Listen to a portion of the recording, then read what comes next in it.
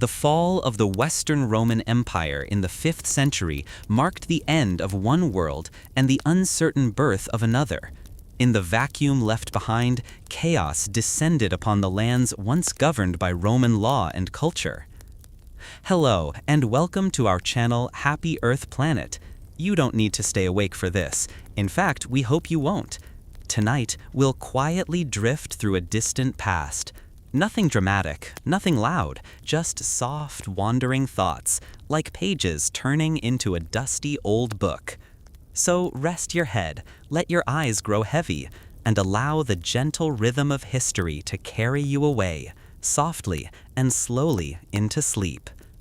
Before you fall asleep and go to the deep valleys of dreams, please like and subscribe to our channel and comment when you wake up. Let's begin. Germanic warlords carved up the territory that had once belonged to the mightiest empire the West had ever known. Yet, out of this dark age of disunity and upheaval, the seeds of something new began to take root. From the ruins of Rome's dominion, a new power would slowly rise in the Iberian Peninsula, a land the Romans had called Hispania. From this name would emerge a nation destined for both greatness and hardship. That nation was España, Spain. Spain's long road to glory was anything but easy. In the 8th century, the Visigoths, who had come to dominate the peninsula after Rome's fall, found themselves overtaken by a force rising far to the east. The Umayyad Caliphate, empowered by the fervor of a new faith, Islam, swept westward until it reached the very shores of the Atlantic. Hispania marked the outer edge of this vast empire, whose reach stretched nearly to the borders of India. For centuries, the Iberian Peninsula lay under Islamic rule, a chapter that brought new cultures, languages, and architectures to its soil. But this chapter, though long and deeply influential, was not the final one. The people of Iberia, driven by a fierce yearning to reclaim their lost homeland, embarked on a slow and grueling struggle known as the Reconquista. It would take generations, but the cross would rise again. Once a subject of empires, Spain would go on to forge one of its own, an empire that would, for a time, surpass those that had once ruled it. But unlike the empires of old, whose power had been bound to the Mediterranean world, Spain's empire was truly global. With daring voyages and unshakable ambition, the Spanish extended their influence across oceans. They planted their banners from the rich lands of the Americas to the islands of the Pacific, from the Louisiana Territory in the north to the southern reaches of South America. It became perhaps the first nation to wield power on a truly worldwide scale. Yet, just as they had once overthrown empires, so too would time and the tides of history unravel their own. The Spanish Empire eventually splintered, and from its fragments rose new nations: Mexico, Peru, the Philippines, and many others.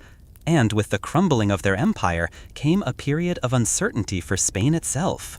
Long before the Romans arrived, the Iberian Peninsula had already been a mosaic of diverse peoples and cultures. Among the earliest of these were the Iberians, who by the 6th century BCE had developed their own distinct identity. Their culture, however, did not exist in isolation. The Mediterranean world had already begun to shape them. Southern groups like the Tartessians were heavily influenced by seafaring civilizations such as the Phoenicians and Greeks. The Iberians established themselves along the southern and eastern coasts, trading and interacting with foreign merchants and settlers. Further north, in the mountainous regions, lived the Vascones, the ancestors of today's Basques. Their language, unrelated to any other spoken today, is a mystery that stretches back further than any recorded history. Another wave of people would soon arrive: the Celts, Indo-Europeans who brought iron and a warrior culture to the region. As they mingled with the Iberians, they gave rise to the Celtiberians, a blend of old and new ways that dominated much of the north and western lands. These groups lived in scattered tribes, each with their own leaders and customs, but sharing broader cultural patterns. The mineral wealth of Iberia, as well as its strategic location between the Atlantic and Mediterranean, made it a magnet for powerful outside forces. The Phoenicians, the Greeks, and especially the Carthaginians, drawn by opportunity, began to colonize parts of the peninsula. Eventually, this brought Iberia into the path of the Romans.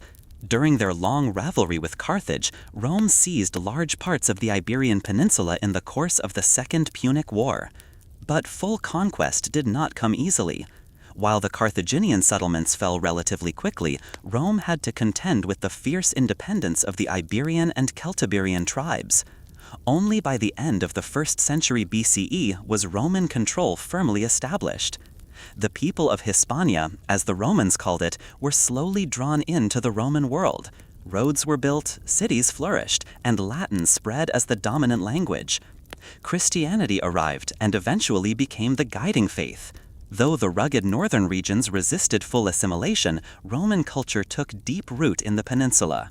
But Rome's golden age could not endure forever. By the 5th century, the empire was no longer whole. The West faltered under internal decay and pressure from without. Germanic tribes poured across its borders. In Hispania, 4 such groups settled: Swabians, Alans, Vandals, and most significantly, the Visigoths. It was in the early part of that century when these tribes breached Roman defenses and began to claim their own territories. The Vandals established themselves in the south, giving rise to the name Vandalusia, later Andalusia. The Alans, originally from the steppes beyond Europe, took control of central and western lands. The Swabians moved into the northwest. Rome, weakened but not yet defeated, sought allies among the tribes themselves. The Visigoths, a Germanic people who had previously been given land in what is now France, were called upon to help defend Roman claims in Hispania. In exchange for land and status, the Visigoths helped Rome reclaim some of the eastern territories. The Vandals, meanwhile, abandoned the peninsula and journeyed to North Africa, where they built their own kingdom. As chaos reigned and borders shifted, the Visigoths steadily gained more ground. Eventually, their ambitions extended beyond mere alliance with Rome. They turned from protectors into conquerors. A king named Euric, who came to power through the murder of his own brothers, led the Visigoths into open defiance of Roman authority. By the close of the 5th century, Roman rule in Hispania had come to an end. The Visigothic kingdom now stretched from western France down through most of the Iberian Peninsula, excluding only the far north and westward, where Basques and Swabians still held sway. Despite their conquest, the Visigoths were few in number, perhaps a couple 100,000 among a Romanized population of 6 million. They brought their own traditions and beliefs, notably Arian Christianity, which clashed with the Catholicism of the locals. Yet the Visigoths themselves had absorbed much from the Romans. They viewed themselves not as destroyers of Rome, but its successors. Roman customs, language, and laws remained the foundation of life in Hispania, and even the name Spain would emerge from its Latin roots. The Visigothic rulers, however, kept themselves apart from the people. Intermarriage was forbidden for years, and the two populations lived under different legal codes. Still, the cultural fusion continued, even if politics remained unstable. The eastern part of the old empire, Byzantium, still clung to the dream of a restored Roman world, and soon cast its eyes back toward Hispania. The Franks, another Germanic people to the north, had begun to rise in power, and now sought influence across the Pyrenees. As the Visigoths tried to hold their ground in the peninsula, new pressures mounted. In the late 5th and early 6th centuries, the Franks had declared themselves the defenders of Catholic Christians, using this as a pretext to expand southward. The Visigothic king, Alaric II, faced the growing threat of Frankish invasion. The decisive clash came when the Franks, under their ambitious king Clovis, defeated the Visigoths in a brutal battle. Alaric was killed, and much of their territory north of the Pyrenees was lost. The Visigoths, who had once ruled from Toulouse, were forced to shift their capital to the heart of the peninsula, Toledo. The loss marked a turning point, not just in geography, but in stability. Power struggles erupted as noble factions vied for control. Though Visigothic kings were elected by the nobility, this often led to internal conflict, civil war, and foreign interference. Both the Franks and the Ostrogoths from further east found opportunities to meddle during these times of turmoil. A particularly volatile episode came in the mid-6th century. King Agila I faced an uprising during his reign, and as civil war broke out once again, distant eyes watched closely. In the imperial city of Constantinople, the Eastern Roman Emperor Justinian had been carefully reconstructing the old empire. His armies had already reclaimed Italy and much of North Africa. Now the attention of his generals turned westward once more, towards Hispania. While Visigothic rulers battled amongst themselves, Byzantine forces landed along the southeastern coast of the peninsula. Though the name of the general remains uncertain, their presence was unmistakable. Before long, cities fell under Eastern Roman control. By the time Athanagild, a rival to Agila, secured his rule, it was too late. The Byzantines had carved out their own enclave along the Mediterranean coast and seized the Balearic Isles. Though their foothold in the peninsula was limited, it remained a symbol of lingering Roman ambition. However, that ambition would soon falter. A plague ravaged the Eastern Empire, and with the death of Justinian in the 6th century, the dream of a fully restored Roman West came to an end. Athanagild himself died not in battle or by betrayal, but of natural causes, a rare fate for Visigothic kings. His successor, Liuvigild, proved a more capable ruler. He led campaigns against both foreign and native threats, including a resurgent Byzantine presence. In the interior, he decisively defeated the Swabians in the northwest, finally bringing their centuries-long rule to an end. He also launched campaigns against the Basques and Cantabrians, pushing them back into their mountainous strongholds. For a time, it seemed as though the Visigoths might unify the whole peninsula under one rule. But Liuvigild, for all his military success, made a critical political error. He named his son Hermenegild as co-ruler. In a dramatic turn, Hermenegild broke with his father, not over power alone, but over faith. He converted from Arianism to Catholicism, a move his father saw not only as rebellion, but as treason against the Gothic identity. Hermenegild sought allies among foreign Catholic powers, even appealing to the Pope, but his efforts yielded little.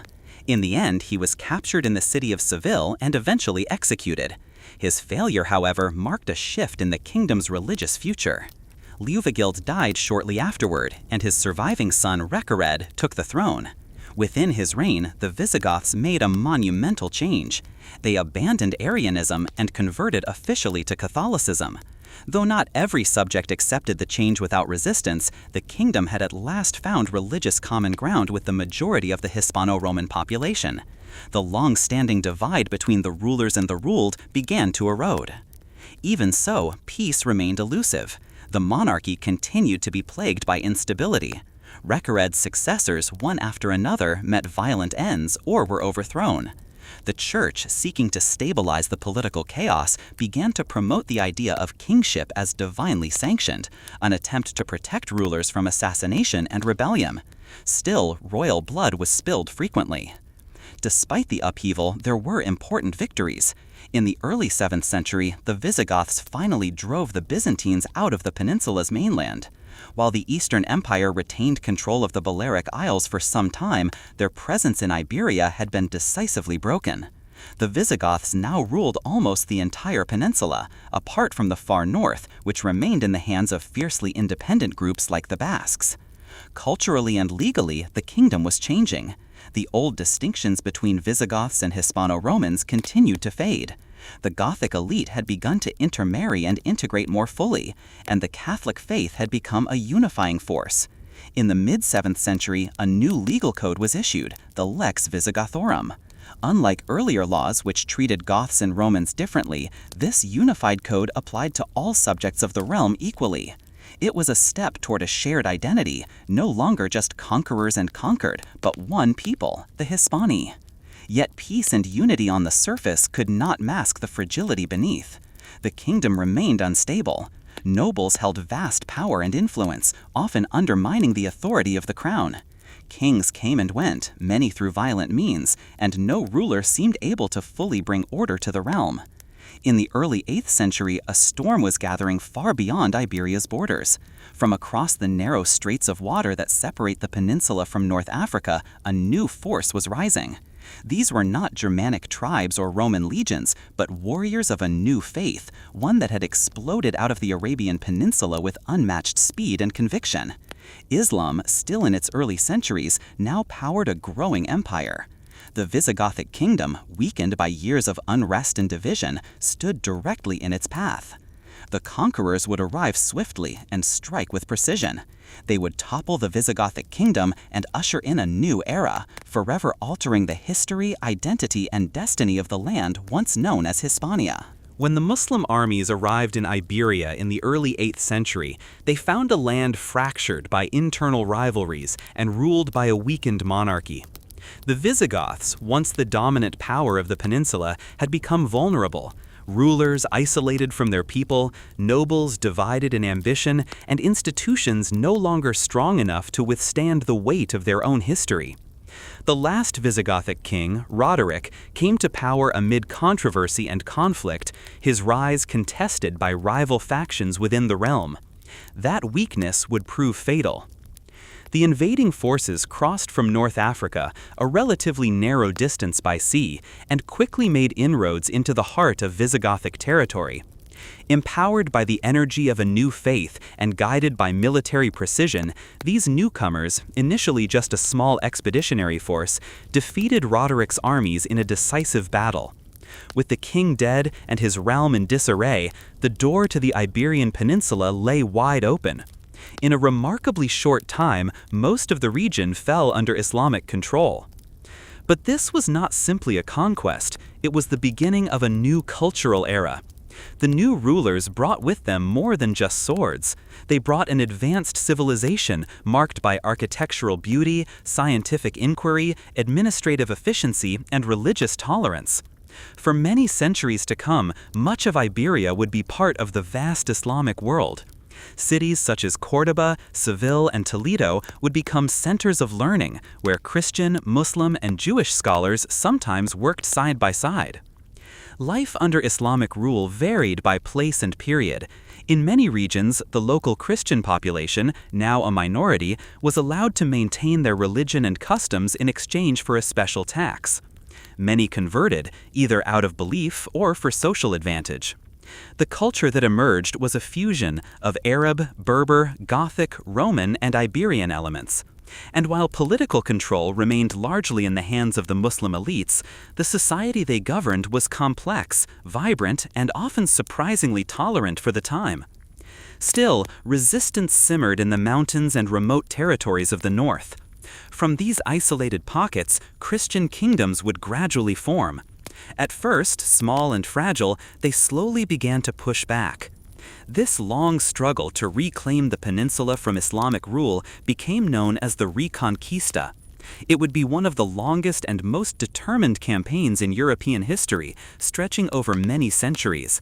Generation after generation of Christian rulers, warriors, and peasants alike would fight to regain the lands they had lost. While the Christian North fought to recover what was taken, the Muslim South experienced its own golden age. Al-Andalus, as Muslim Iberia came to be known, thrived in trade, learning, and the arts. But even this stronghold would begin to fracture over time. As the unity of the caliphate declined, smaller Muslim principalities, or taifas, emerged, each ruling over its own city or region. These internal divisions weakened their ability to resist the Christian advance. Slowly, over centuries of shifting alliances, sieges, and battles, the Christian kingdoms pushed south. By the end of the medieval period, Spain would be whole once more, but not as it had once been. It would be a deeply transformed land. The long passage through Roman rule, Visigothic authority, Islamic conquest, and Christian reconquest had forged a unique identity. The new Spain would rise with a sense of destiny shaped by its past, defined by a memory of empires that had come and gone, and by the belief that it too could shape the world. And it did. With the Christian unification of the kingdoms of Castile and Aragon and the final fall of Granada in the late 15th century, the Reconquista came to its close. A few years later, Spain would look westward across the ocean. What followed was a bold leap into the unknown. It was the beginning of yet another chapter, one in which Spain would no longer be shaped by the empires around it, but would become an empire itself. This journey, from fractured tribes to Roman province, from Gothic kingdom to Islamic stronghold, and finally to a unified Christian nation, spans centuries of shifting power, culture, and belief. Each chapter left behind something lasting, something that remains etched in the stones of its cities, in the languages spoken, in the traditions practiced, and in the stories told. It is the story of a people forged by conquests, united by struggle, and destined to leave their own mark on history. In the early 7th century, deep within the deserts of the Arabian Peninsula, a new faith began to take shape. Among a people known as the Arabs, Islam emerged, and it would change the course of world history. Within a few short decades, Arab forces, fueled by this new belief and a sense of unity, surged outward like a desert storm. By the mid-7th century, they had swept away the ancient Persian Empire and dramatically reduced the Eastern Roman Empire's reach to a mere shadow of its former self. Their expansion continued westward. After decades of struggle, they managed to claim North Africa in the late 7th century, and by the turn of the 8th century, the Umayyad Caliphate stretched from the mountains of Central Asia all the way to the shores of the Atlantic. But their gaze didn't stop there. Just across a narrow strait lay the Iberian Peninsula, divided, weak, and ripe for conquest. At that moment, Iberia was ruled by the Visigoths, who were once powerful but had fallen into a familiar cycle of chaos. Their king, Witiza, known more for indulgence than leadership, had recently died, likely in the opening years of the 8th century. Two claimants, Roderick and Aquila, emerged to take the throne. But before they could even begin to settle their dispute, a new force had already taken notice of Iberia's vulnerability. In the year 711, the Muslim presence officially began in Iberia. The first wave was small, around 7,000 men, led by a Berber commander named Tariq ibn Ziyad. The Berbers were North African peoples who had recently embraced Islam and now served under Arab leadership. Tariq's force, likely a blend of Berber and Arab soldiers, would be remembered collectively as the Moors. Roderick, the Visigothic king, rushed south from his northern campaign against the Basques to meet the invaders. The two forces collided at the Battle of Guadalete. It was a decisive blow. The Visigothic army, fractured and untrustworthy, was crushed, and King Roderick himself was killed. With no clear successor, the Visigothic kingdom collapsed in all but name. After this victory, reinforcements streamed in from North Africa. Over the next few years, the Muslims swept through the peninsula with astonishing speed. By the end of the second decade of the 8th century, nearly all of Iberia had fallen. The land became known in the Islamic world as Al-Andalus. The new rulers didn't always need to fight. Many members of the Visigothic elite surrendered willingly, hoping to maintain their wealth and social standing. Even common people at times submitted, assuming the occupation might be temporary. Yet not all gave in. A significant portion of the population refused to bow to this new rule. They retreated northward into the rugged, windswept mountains of Asturias. These regions had always been difficult for outside powers to control. Even the Romans and Visigoths had struggled here. Now the Muslims would face the same resistance. The people of Asturias, joined by native Astors and Cantabrians of ancient Celtiberian descent, resisted with ferocity, launching repeated ambushes and skirmishes. Despite this resistance, the Muslim expansion continued. They pushed across the Pyrenees and into what is now France. But here they met fierce resistance. The Franks repelled them at the Battle of Toulouse early in the 8th century, and later, more famously, Charles Martel stopped their advance at the Battle of Tours around the year 732. This marked the outer limit of Islamic expansion in Western Europe. With the northern border now largely defined, Muslim forces turned their attention back to Al-Andalus, especially to the unconquered north. In the remote highlands of Asturias, a new figure emerged. His name was Pelagius, Don Calayo in the Spanish tongue. Though his historicity is debated, he's said to have led a ragtag group of resistors to astonishing victory in the mountains at the Battle of Covadonga. Somewhere between 718 and 722, his forces ambushed a much larger Muslim army in a narrow pass and routed them. The Muslims tried again. They failed again. Pelagius' stature grew. Eventually, he declared a new kingdom, the Kingdom of Asturias. To strengthen his cause, he arranged marriages between his children and other noble rebels, uniting several resistant clans. This event is widely seen as the symbolic beginning of the Reconquista, the long Christian effort to reclaim Iberia. But for now, this reconquest was barely a flicker. The Christians of Asturias were outnumbered, on the defensive, and hemmed into a harsh and mountainous corner of the land. The rest of the peninsula, however, remained firmly under Muslim control. But Muslim rule in Al-Andalus did not mean forced conversions. Not at first. Christians and Jews were given the legal status of dhimmi, protected peoples under Islamic law. As people of the book, they were allowed to practice their faith, though with restrictions. They paid a tax called the jizya, were excluded from many official positions, and had to follow social limitations. For example, dhimmi could not ride noble animals like horses, and were sometimes required to wear distinguishing clothing. These rules might seem strict today, but in many ways, life under Islamic rule offered more stability and opportunity, particularly for the Jews, who had long suffered under Visigothic laws. If one conformed to the social norms and remained respectful, it was possible to live peacefully, even successfully, as a Christian or Jew in Al-Andalus. Many Christians in the region came to be known as Mozarabs, people who retained their Christian faith but adopted aspects of Arabic culture. Still, the advantages of converting to Islam were many. Over the generations, a significant portion of the population converted and became known as Muladis, ethnic Iberians who embraced Islam. These conversions were gradual, shaped by social and economic pressures rather than violent compulsion. By the 10th century, the majority of the population in Al-Andalus was Muslim. But even within the Muslim world, equality was not guaranteed. Arab elites often saw Berbers as inferior, despite their shared faith. These divisions would prove critical. Internal rivalries among Muslims, between Arabs, Berbers, and native converts, would later weaken the caliphate's hold on Iberia. Despite the tensions, life in Al-Andalus thrived in many ways. The region became a center of learning, wealth, and cultural exchange.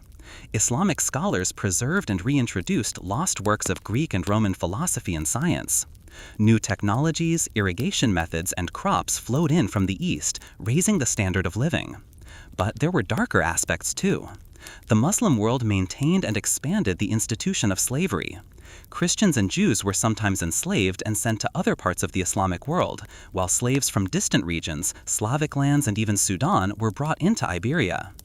Muslim rule in Iberia would last for centuries, but the Umayyad Caliphate's grip began to loosen within the first 100 years. In the early 740s, a major Berber revolt broke out in North Africa. The Berbers, long resentful of Arab dominance, rose up and successfully broke away. With this loss, the Umayyads struggled to maintain control over distant Iberia. Taking advantage of this, the Christians in the north, now under King Alfonso I of Asturias, joined a rebellion in the region of Galicia. The rebellion was successful, and both Galicia and Leon were added to the growing Christian realm. The Muslim rulers, preoccupied with larger issues, deemed the mountainous north hardly worth the struggle, for now. In the mid-8th century, turmoil brewed within the Islamic world. The once mighty Umayyad Caliphate, centered in Damascus, was facing a growing wave of opposition. That opposition finally erupted, and by the middle of the century, the Umayyads had been overthrown by a new ruling dynasty, the Abbasids. As this power shift unfolded in the east, Al-Andalus began to slip further from central control. Arab forces from Syria moved in to try to restore order, but the province became increasingly unstable. Amid this chaos, a survivor of the defeated Umayyad family, a young prince named Abd al-Rahman, fled across the sea, seeking refuge in Iberia. His mother had been Berber, giving him an important connection with the local population. Once in Al-Andalus, Abd al-Rahman built up support. He seized control from the rival Syrian governors, and in the year 756 declared himself Emir of Cordoba, founding an independent Umayyad emirate. Though he claimed no allegiance to the Abbasids, he avoided the title of Caliph, at least for now. Abd al-Rahman would spend the next 3 decades consolidating his rule, fighting off Abbasid supporters and local rebels alike. By the end of his reign, his dynasty was firmly rooted in Iberia, with Córdoba as its political and cultural heart. Meanwhile, in the north, the Christian kingdom of Asturias was beginning to benefit from the disunity in the south. But unity among the Christians was elusive as well. Though Asturias expanded into Galicia and Leon, tensions often flared between the different regions. The Basques remained fiercely independent, and alliances shifted frequently. Sometimes, Christian rulers would ally with Muslim forces to defeat rival Christians, and vice versa. One particularly notable alliance from this period occurred not in Iberia, but beyond the Pyrenees. The Abbasids, now the dominant Islamic power, saw Abd al-Rahman's independent rule in Iberia as a threat. So did the Franks under Charlemagne, the emerging Christian emperor of Western Europe. Despite their religious differences, these two powers briefly aligned against their mutual rival in Córdoba. Charlemagne launched an invasion into the Iberian Peninsula in the late 8th century, aiming to support Abbasid allies and carve out influence. But his campaign ended in failure. As he withdrew through the mountain passes, his rearguard was ambushed by Basque fighters in what became the famous Battle of Roncevaux Pass, a moment immortalized and much exaggerated in medieval legend. Despite this failure, Charlemagne's influence persisted.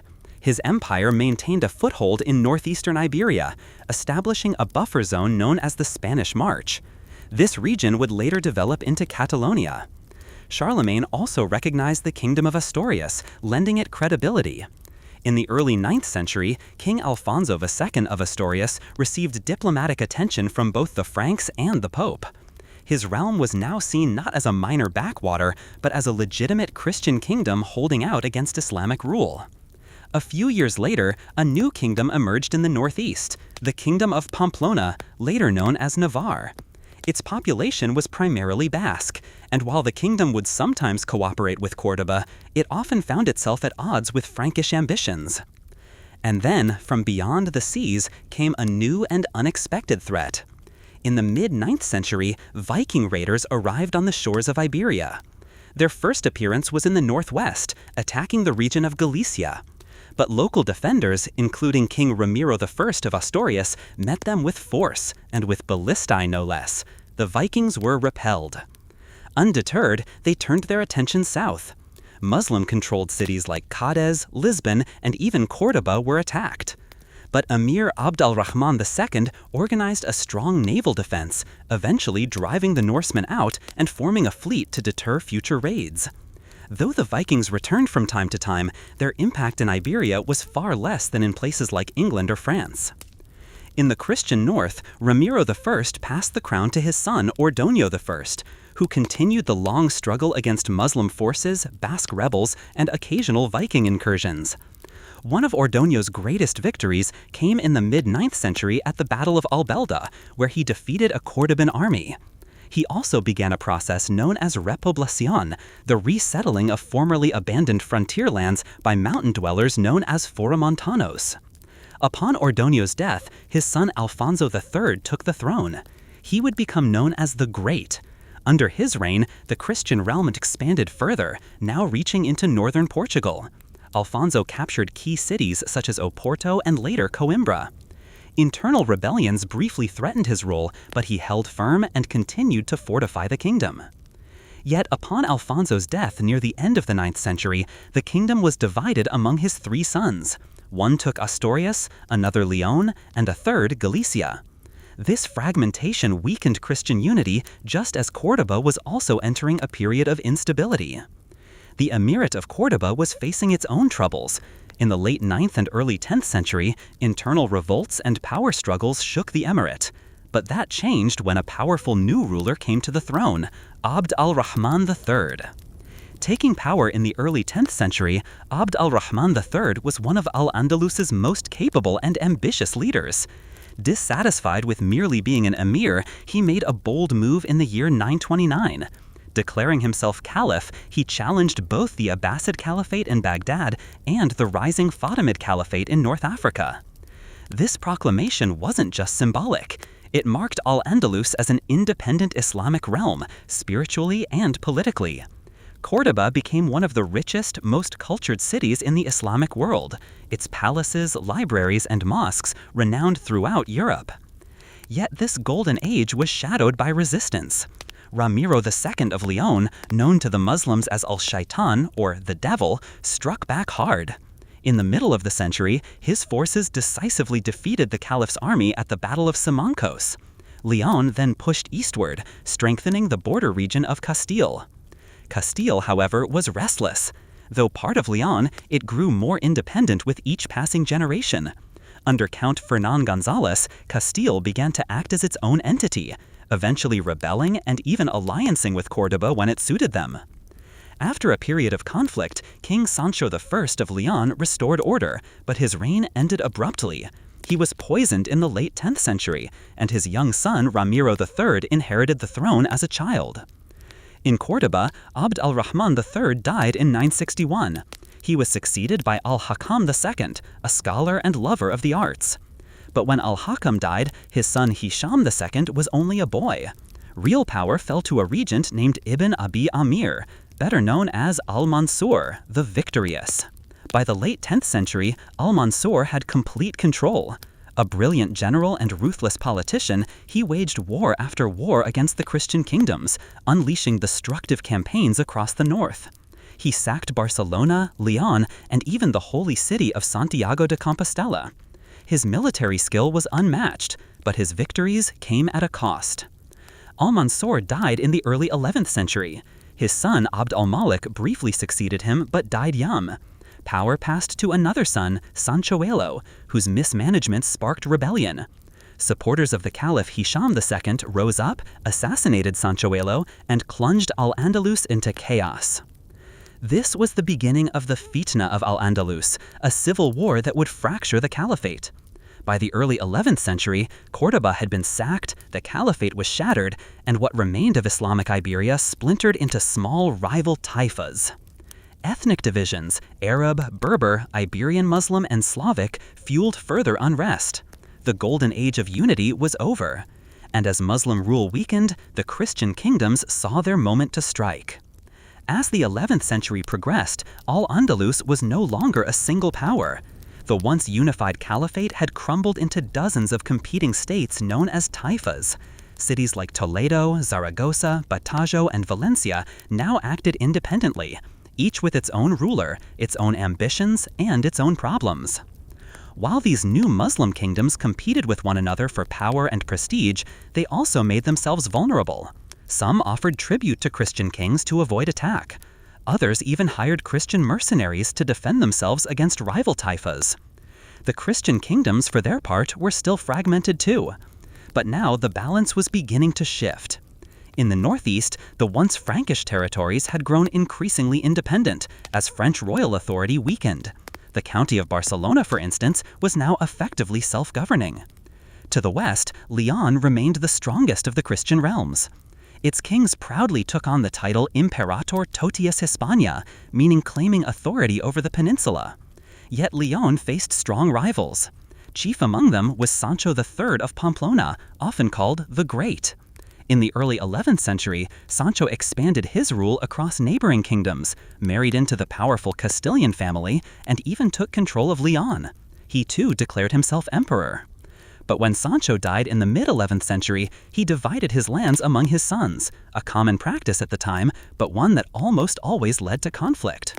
One of his sons, Ferdinand, soon came into open war with the former king of Leon, Bermudo III.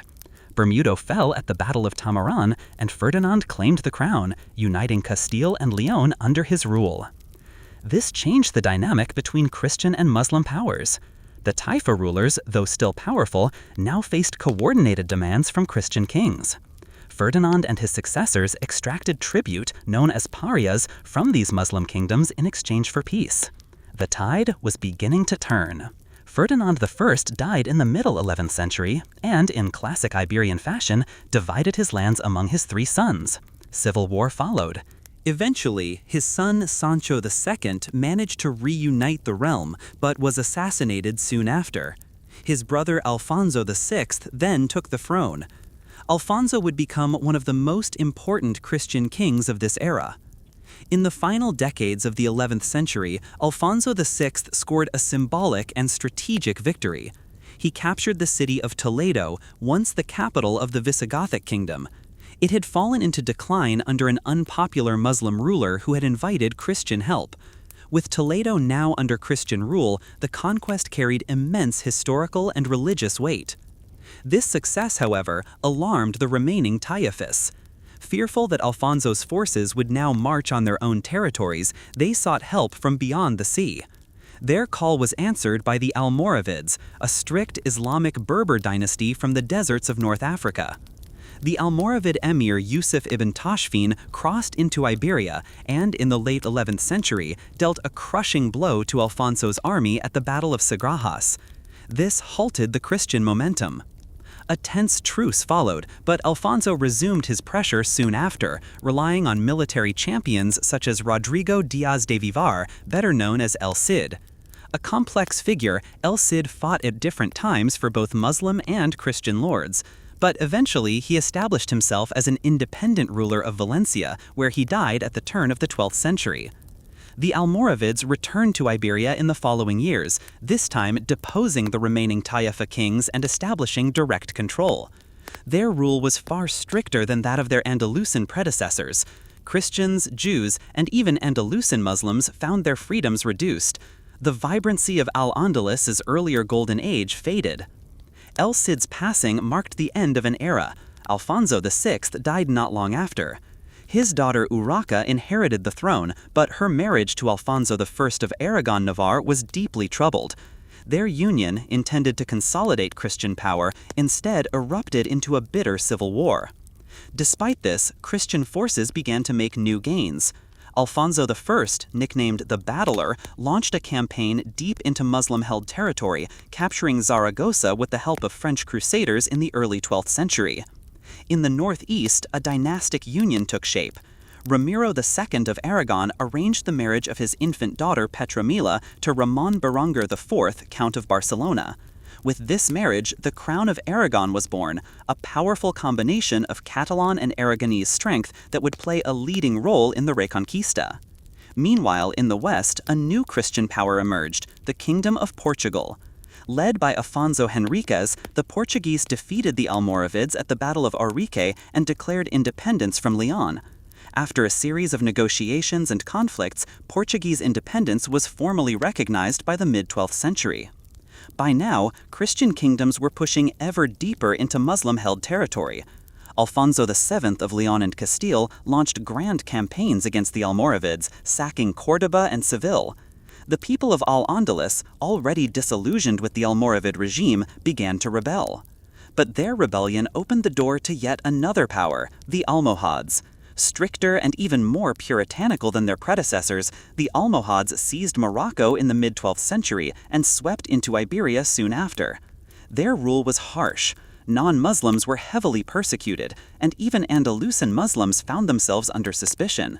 Many of the cultural achievements of earlier centuries were suppressed. And yet, for a time, the Almohads were able to stabilize Al-Andalus, at least enough to mount a defense. Christian kingdoms, too, were not without their own troubles. Alfonso VII died in the mid-12th century, once again dividing his realm between his heirs, Leon and Castile. This division weakened their ability to resist Almohad incursions.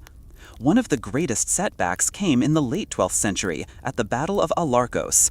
There, the Almohads dealt a devastating defeat to Castile's young king, Alfonso VIII. It was a sobering moment. Christian infighting had given the Almohads the opening they needed. Even worse, Alfonso IX of Leon, supposedly an ally, entered into an alliance with the Almohads, deepening Christian divisions. The situation became so dire that the Pope declared a crusade, not just against the Muslims, but even against Leon. But then, everything changed. In the early 13th century, the Almohads once again invaded the northern kingdoms. This time, the Christian realms responded in unison. Pope Innocent III renewed the call for crusade, and from across Europe, warriors and kings rallied to the cause. And then came the turning point. In the year 1212, Christian armies from Castile, Aragon, Navarre, and Portugal gathered under a single banner. They met the Almohad forces at the Battle of Las Navas de Tolosa. The battle was fierce, but the result was decisive. The Christian coalition shattered the Almohad army. The path into southern Iberia was opened. Cities that had stood under Muslim rule for centuries would soon fall. The Reconquista, once a slow and defensive struggle, had now transformed into a powerful and unified movement. The age of Muslim dominance in Iberia was nearing its end, and the Christian kingdoms, once scattered and small, were now poised to reclaim the peninsula. After the pivotal Christian victory at Las Navas de Tolosa in the early 13th century, momentum swung decisively in favor of the Christian kingdoms of Iberia. Alfonso the VIII of Castile passed away not long after the battle, leaving his young son Enrique I as heir. Tragically, Enrique died in his early teens, and governance passed to his elder sister Berengaria. She eventually handed power to her son Ferdinand III, who inherited both the crowns of Leon and Castile by 1230. This marked the permanent unification of the two most influential Christian realms in Iberia. At the same time, the Almohad Caliphate, weakened by internal revolts and the death of its leader, began to lose its grip on Iberian territories. By the third decade of the 13th century, they withdrew from the peninsula altogether. The Christian rulers seized this opportunity with determination. James I of Aragon launched campaigns that brought the Balearic Islands and the city of Valencia under Christian control. Portuguese forces reached their southernmost boundary at the Algarve. Ferdinand III led a successful drive deep into the south, capturing Córdoba and eventually the prized city of Seville. This campaign shrank Islamic control in Iberia to a single stronghold, the Emirate of Granada. Granada survived by becoming a tributary state to Castile, its mountainous terrain providing natural protection. Ferdinand III adopted varying policies toward the Muslim population, more tolerant in older Christian territories, harsher in newly conquered lands. He was succeeded by his son Alfonso the X, known as the Wise, who emphasized scholarly advancement, the use of Castilian in governance, and legal reform. Yet his reign was marred by civil unrest, economic challenges, and his unsuccessful attempt to claim the imperial crown of the Holy Roman Empire. While Castile struggled with instability, Granada regained some ground. When Berber forces from North Africa, the Marinids, invaded in the mid-13th century, the Castilian heir was killed attempting to resist them. Alfonso X died disheartened after a civil conflict with his son Sancho IV, who took the throne amidst ongoing tensions. Sancho managed to capture Gibraltar but died young, leaving a child as heir and the realm vulnerable to regency squabbles. The early 14th century saw repeated cycles of regency and rebellion. Castile suffered defeats, such as the disastrous Battle of Sierra Elvira, which left the frontier exposed. But a turning point came with Alfonso XI, who took the throne as a teenager and worked hard to bring order. Once internal threats were subdued, he turned his focus outward, launching a crusade against the Marinids and their allies. At the Battle of Rio Salado, Christian forces, joined by Portuguese and European knights, dealt a devastating blow to the Marinids, despite being heavily outnumbered. Alfonso earned a reputation as a champion of the faith. Just as victory seemed within reach, the Black Death swept through the Iberian Peninsula.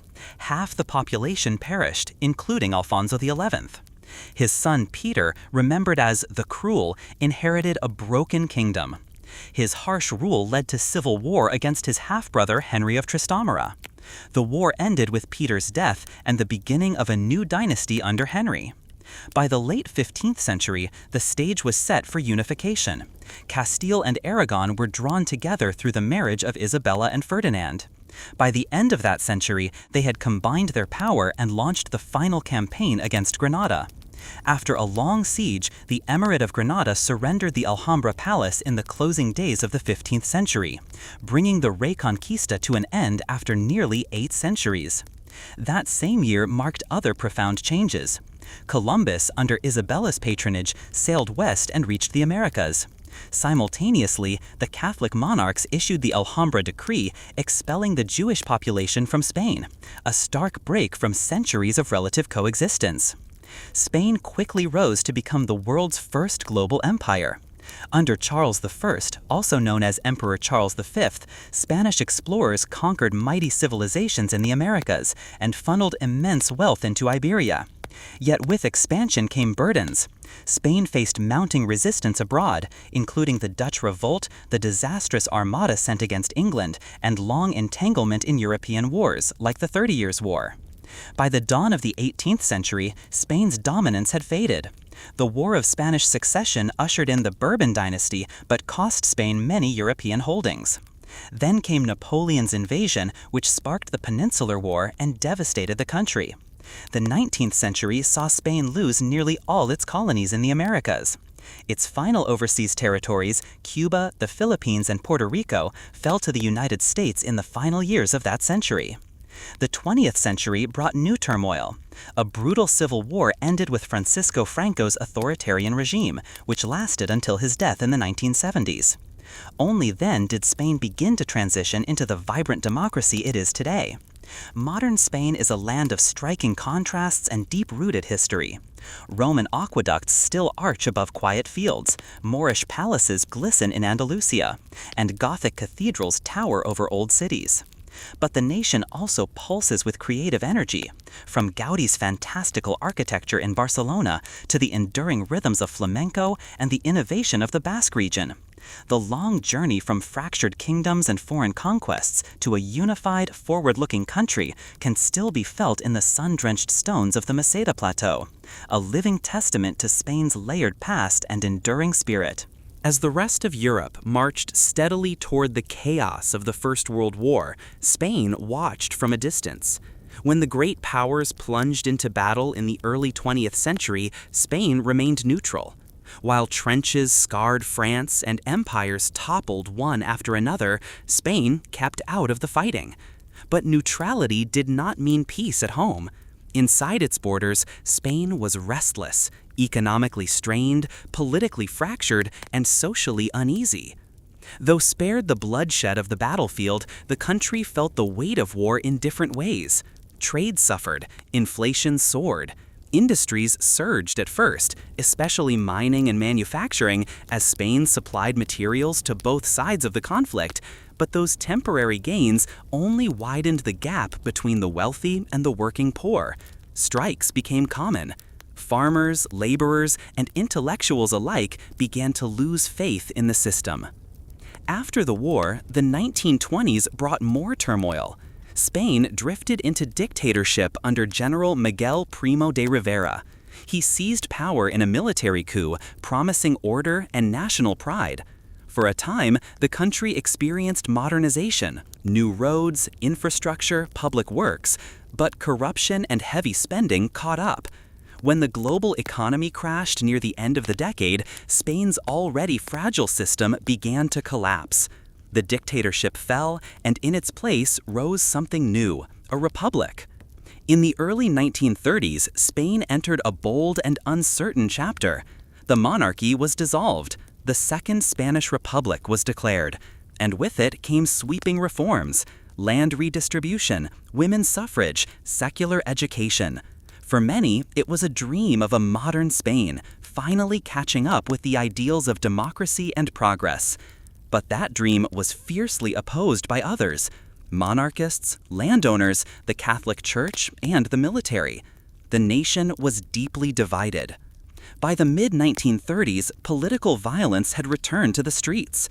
Clashes between the left and right grew increasingly bloody. In 1936, it all broke apart. A military uprising led by General Francisco Franco and supported by conservative factions erupted into a full-scale civil war. The Spanish Civil War became a grim preview of the larger global conflict to come. On one side were Republicans, socialists, communists, anarchists, and progressives. On the other, the nationalists, conservatives, monarchists, and fascists. Foreign powers quickly took interest. Nazi Germany and Fascist Italy sent troops and planes to support Franco. The Soviet Union backed the Republicans with weapons and advisors. Volunteers from around the world came to fight, including the famous international brigades. But none of the Western democracies officially intervened. The war was brutal. Towns were bombed, villages burned, civilians executed. The destruction was not just physical, it tore apart communities, families, friendships. The nationalist forces slowly gained ground, and in the final days of the 1930s, they won. Franco took power, the Republic collapsed, and the cost was staggering. Over 500,000 dead, countless more exiled or imprisoned. When the Second World War broke out just months later, Spain stood again in a unique position. Ruined by its own civil war and led by a man who owed his victory in part to fascist allies, Spain did not officially join the conflict. Franco declared Spain neutral, then later called it non-belligerent, a kind of shadowy support for the Axis without direct involvement. Though Spanish troops never marched into foreign battlefields, Franco allowed German submarines to refuel at Spanish ports. He sent a volunteer unit, the Blue Division, to fight alongside the Germans on the Eastern Front against the Soviet Union. But as the war turned against Hitler, Franco stepped back, distancing Spain from the collapsing Axis cause. Still, the war years were harsh for Spain. International isolation grew, the economy faltered, rationing became part of daily life. Franco's government clamped down on dissent, tightened control, and ruled with an iron grip. While bombs fell on London, Warsaw, and Berlin, Spain experienced a quieter kind of suffering: political purges, hunger, fear. When World War II ended and the world tried to rebuild, Spain remained cut off. The victorious Allied powers wanted little to do with a regime that had flirted with fascism. Spain was excluded from the newly formed United Nations. It became an outcast on the world stage. Yet Franco held on to power. For the next several decades, he would continue to rule, shaping Spain according to his own vision, one rooted in Catholicism, nationalism, and authoritarian control. Despite isolation, Spain began to slowly change. By the 1950s, as the Cold War deepened, Western powers, especially the United States, began to see value in having a stable anti-communist ally in Southern Europe. Franco allowed American military bases on Spanish soil. In return, Spain received economic aid and some political recognition. The doors to trade and tourism began to reopen. By the 1960s, Spain was transforming. The country saw a wave of modernization. Industries grew, roads expanded, cities boomed, tourists flocked to its beaches. The economy surged. But the political system remained frozen in time.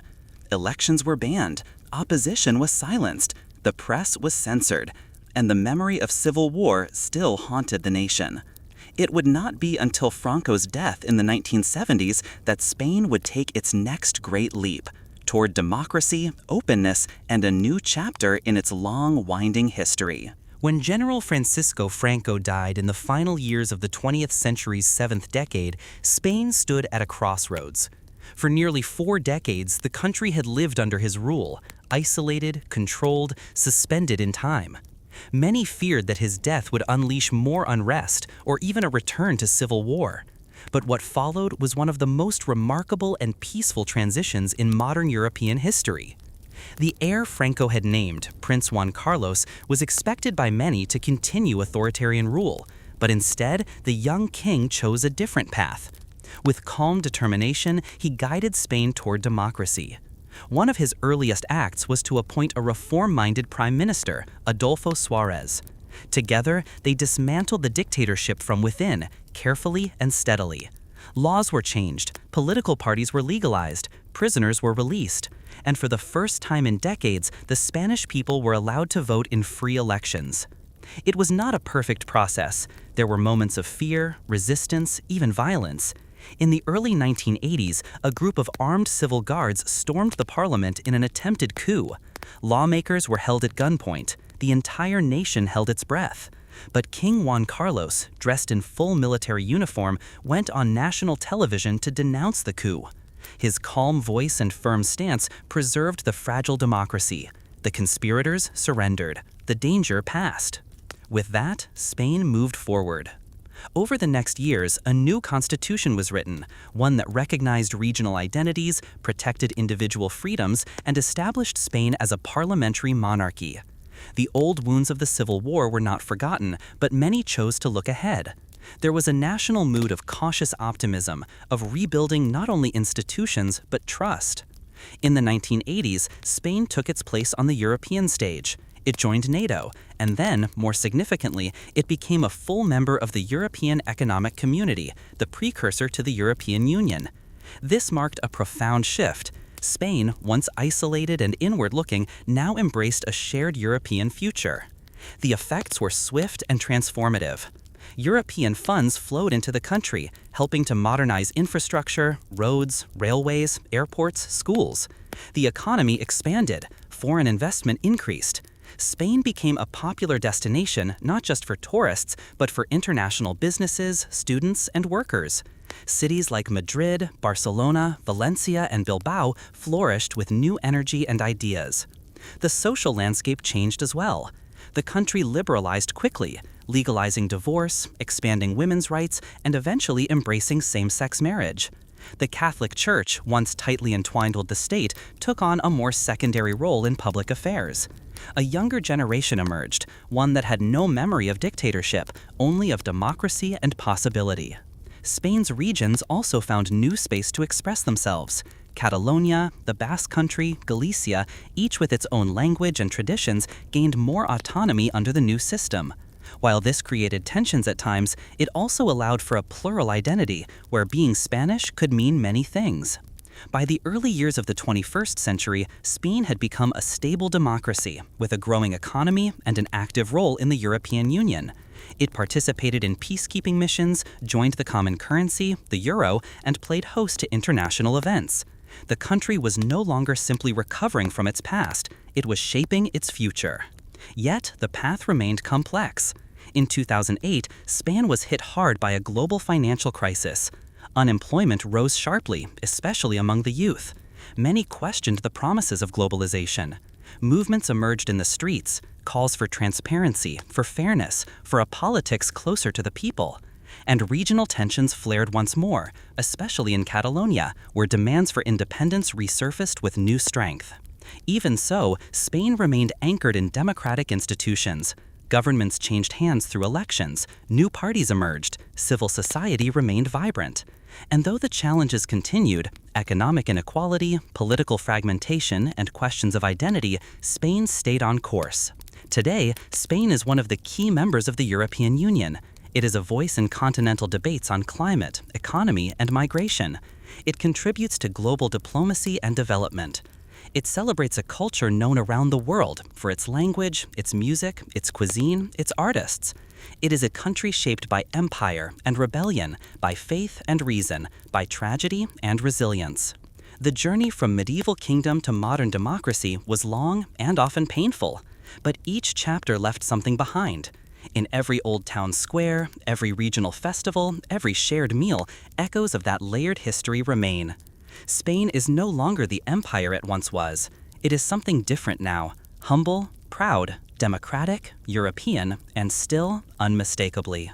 And so, as we drift gently through the final pages of Spain's long and winding history, the echoes of centuries still linger in the quiet hum of its present. From Moorish arches to Roman roads, from royal courts to modern parliaments, Spain has carried its past like a lantern, sometimes heavy, sometimes warm, always glowing softly through time.